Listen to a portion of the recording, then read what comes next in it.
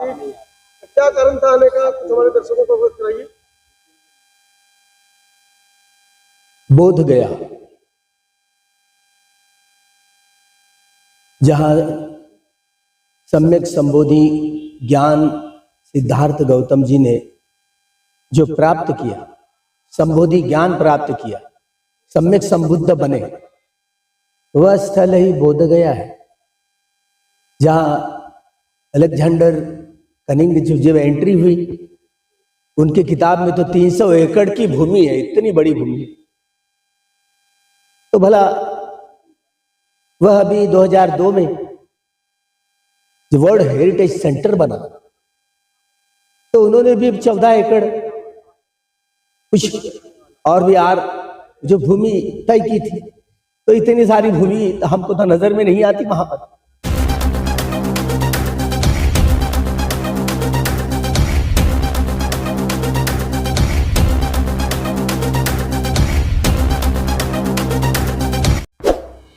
अब जहां हमारी यह 135 साल जो हो रहे हैं, जो केस चल रहा है बोध गया महाविहार मुक्ति का जो मामला, पता नहीं यह रिवॉल्यूशन और काउंटर रिवॉल्यूशन, क्रांति और प्रतिक्रांति का मामला है।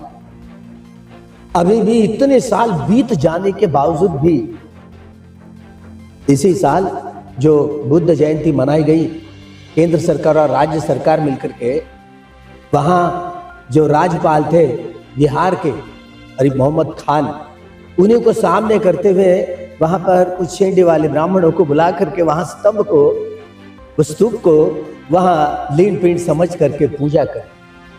ये 1949 का जो गैर कानूनन जो पारित हुआ है, जो राज्य सरकार के भीतर जो कानून हुआ है, तो बीटीएमसी का कानून वही जो मंदिर का है, मंदिर नहीं होता, स्तूप होता है। बार बार प्राचीनतम जमाने से हम कह रहे हैं कि भगवान बुद्ध की जो जहां जहां स्तूप बना वो स्तूप कहे जाते हैं, मंदिर नहीं। फिर भी वो जानबूझकर मंदिर, यह बीटीएमसी का एक्ट कहने लगे। वो तो विकृति थी, यह मूलभूत बुद्धिस्ट लोगों के मूलभूत अधिकारों का हनन था। तो बीटीएमसी का कानून बना, अब बड़े उसके खिलाफ इतनी सारी लड़ाई है। अनागारिक धम्मपाल जी ने अपना सारा जीवन अर्पित किया, फिर भी ब्राह्मणवाद के खिलाफ की लड़ाई हमें लड़नी पड़ रही है आज तक। बीच में 2012 को बहुत उसके पहले आंदोलन चला, अब कानूनन रास्ते पर की लड़ाई, इतनी सारी लड़ाई लड़े लोग।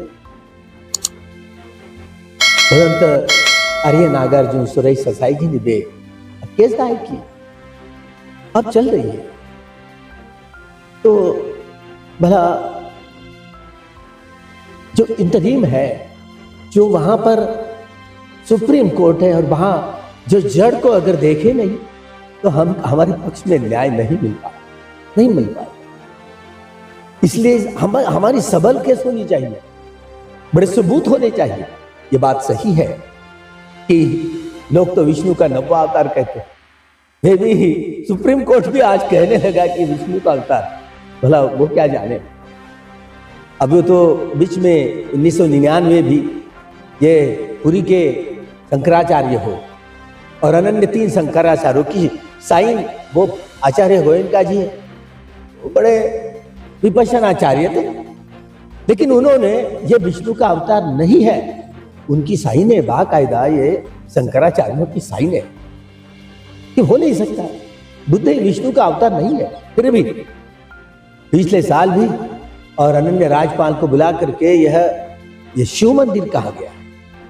वहां जहां जो एंट्रेंस किए थे अलेक्जेंडर कनिंगम जी, उनको ये 5 इस महाभद्र कल्प में 5 बुद्ध, जो तो कोणागमन, ककुसंदक, काश्यप, सिद्धार्थ गौतम चौथे, और आने वाले सम्यक संबुद्ध जो डॉक्टर बाबा साहब अम्बेडकर जी होंगे, जो उनका नाम आखिरी के जीवन में अजीत होगा, वे आर्य मैत्रेय सम्यक संबुद्ध कहलाएंगे। ये 5 बुद्धों की मूर्तियां आज वो सिंडी वाली दुबे जी वो कहते हैं लोगों को ये 5 पांडव, मतलब कैसे विकृति करें।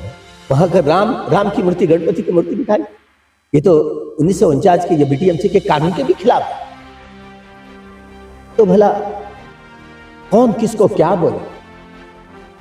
कैसे लड़ाई? इसलिए यह एक तो रास्ते पर की लड़ाई वो भी चल रही है और कानूनन लड़ाई ये भी चल रही है। अगर ये कानूनन लड़ाई हमको जीतनी है तो पूरे हमारे दस्तावेज पूरे परिपक्व हो। अगर परिपक्व नहीं होंगे हम हार जाएंगे। कि पिछले दिनों नागपुर में सभा हुई, आपने उसको संबोधित किया। वर्तमान में जो मायावती महाभियान को लेकर नेतृत्व चल रहा है, आपने दोनों नेतृत्वकर्ताओं को नकार दिया, लाभा को भी और विनाचार्य को भी। इस पर थोड़ा प्रकाश डालिए। देखिए, कोई आंदोलन करे, ये कानूनन हो रहा रास्ते पर। अभी ये बोलने का वक्त नहीं वो इसके खिलाफ बोलो उसके खिलाफ। मतलब उसको क्लियर कीजिए। मतलब क्लियर इसीलिए किया था कि जो कोई लड़ाई है ना, तो भिक्षुओं को अंदर बाहर जाना पड़ता है, तो भिक्षु बनकर के लड़ाई नहीं लड़नी चाहिए। तो कानूनन लड़ाई लड़ते तो ठीक है, लेकिन कानूनी लड़ाई लड़ने के लिए भिक्षु रहे ठीक है, लेकिन वो रास्ते पर की लड़ाई लड़ने के लिए वो तो रास्ते पर की लड़ाई अगर लड़ना है तो बड़े अनागारिक धम्मपाल ने जो लड़ाई लड़ी थी, तो ऐसे करें। क्यों ना हम उपासक उपासिकाओं को ऐसे रास्ते पर की लड़ाई हम मार्गदर्शन करेंगे। इस मायने में वह बातें कही थी कि आप लोग गृही लोग हैं जो इस लड़ाई को रास्ते पर की लड़ाई को आगे ले जा रहे हैं। सभी खड़ा कर रहे हैं, इसका जवाब क्या है? किस तरीके से ये आजाद हो पाएगा? देखिए, रास्ते पर की लड़ाई है और कानून की लड़ाई। अब पता नहीं, अब 1 महीना तो अभी पौन महीना रह गया। बहुत आशावादी थे कि भूषण गवई जी अब सुप्रीम कोर्ट के जज बने, तो जरूर होगा, बड़े आशावादी थे। अब सारा आशावाद टूट गया, क्योंकि आज तो वे अपने पिताजी के गांव में जहां उनको जो काया त्याग होने के बाद में दाह क्रिया की थी, अभी आज मुख्यमंत्री, महाराष्ट्र के गृह मंत्री और भी अनन्य जो मंत्री है, जो तो मंत्रियों का तबादला लग गया वहां पर, और आज वे वहां पर दरियापुर। तो भला उनकी टेबल पर तो केस जाएगी नहीं, ऐसे दिख रहा है। अभी आने वाले जो सुप्रीम कोर्ट है उन्हीं के टेबल पर जाएगी और हमको न्याय मिलेगा इस कोर्ट से, बोल नहीं पाए।